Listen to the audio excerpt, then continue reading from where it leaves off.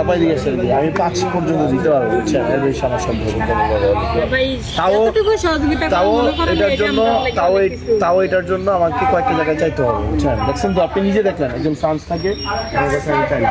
আমি তো এমন না যে মানে ধরেন আমার সরকারি জায়গা থেকে সরকার আমাকে প্রত্যেক বছর 10 লাখ টাকা দিবে দান খয়রাতের জন্য। 10 লাখ 1 বছরের জন্য।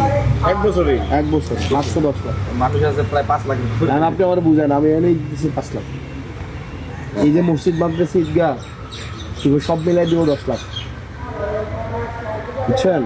তো আপনি শোনেন, আপনি 5 লাখ টাকা, এর মাঝখানে কিছু আমার বড় ভাইয়ের টাকা আছে। ওই যে দেখলেন এখন কথা বললাম, উনি ফ্রান্স থাকেন, উনি কিছুটা টাকা দেবেন। একজন আছেন আমাদের ফারুক ভাই, উনি কাতার থাকেন। ওই যে আমি যার বাসায় থাকি জাহিদ ভাই আছে, জাহিদ ছিলেন না, ওই জাহিদ ভাই কিছু টাকা দেবে। আমার বন্ধু শুভ আছে, কিছু টাকা দেবে। এরকম কিছু টাকা নিয়ে 5 লাখ টাকা হবে আর কি। এই 5 লাখ টাকা আপাতত দেই মারছে আপনাকে, আপনি কাজ শুরু করেন। আর আমি আমার লিমিটেশন আর এখানে তো ধরেন আরও অনেকে আছে না, সাব্বিরদের ঘরটা দেখছেন আপনি? ওই ঘরটাও খুব খারাপ অবস্থা। সাগরদের ঘরটা দেখছেন? সাগরের যে শালঘর গেছেন আপনি? সাগরের ঘর মানে 2জন মানুষ থাকা যায় না।